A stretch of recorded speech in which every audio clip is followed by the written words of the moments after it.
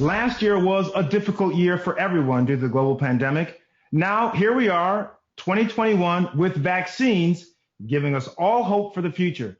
But even as we're turning the corner, how do you overcome those winter blues and get back to some sense of normalcy? Well, joining us via Zoom to share some practical tips on boosting your mood and your mental wellness this year is our good friend and host of the podcast, Supercharged Life with Dr. Judy. Hey, Dr. Judy. Hey, Dr. Ian, happy 2021. Here we are. Here we are. Yes, we've been looking for 2021. You know, we've all heard of the winter blues, SAD, seasonal affective disorder. But what's your take on SAD, especially during this pandemic? Oh, goodness, Dr. Ian. I think that more people are experiencing SAD than before. Usually it's about 5% in the United States.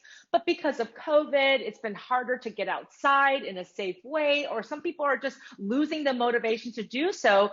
And SAD is something that happens more seasonally. So there are so many good tips that are scientifically based that we can start to implement today to try to beat these symptoms of SAD.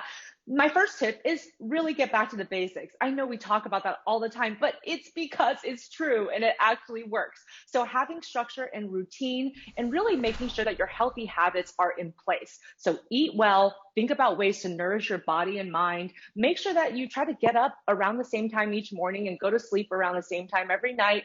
And have some structure for yourself, some scheduling for yourself. Some people are still working from home and it's easy just to say, well, I'll just take a nap here, or I'll watch some Netflix at 10 a.m. in the morning. It's important to still have a schedule. That's really crucial.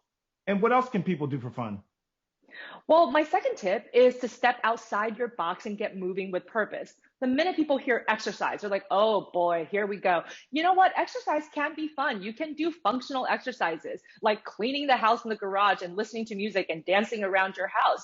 And also because there's a purpose to it, it feels really good. I mean, the whole idea of decluttering and organizing, the benefits to your mind and your body are phenomenal. And the body doesn't necessarily need vigorous exercise or an hour of workout every single day. So do something that gives you a sense of accomplishment and just gets that blood flowing. That's super important. And not just your blood flowing, but also those endorphins when you move and physically active, those endorphins, which are your body's natural happy chemicals, get flowing through your body. So that is a great tip. And then you have a third tip.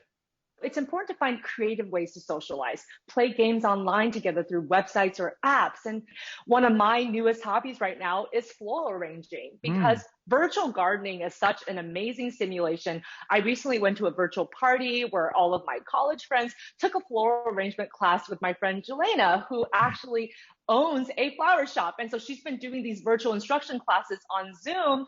And so now I have flowers around the house all the time. I have some right here. It just makes me happy. Hey, it could be your side hustle. You know what I mean? Could be your side hustle. They look mighty That's nice. right. Dr. Judy, you also say I love this, make a joy list. That's right. When you make a joy list and you do a couple of things every single day, it will bring you more fulfillment. And sometimes people think, well, my joy list includes things like extravagant vacations and I can't do that. That's fine to put those on the list, but it's also important to put things that you can do every single day in less than 5 minutes. For me, my morning coffee brings me so much joy, Dr. Ian, I can't even tell you. So that is number one on my joy list. So don't think about it as huge things. They can be little tiny things that you do that just gives you a sense of happiness. Absolutely. Also consistent sleep, that's extremely important.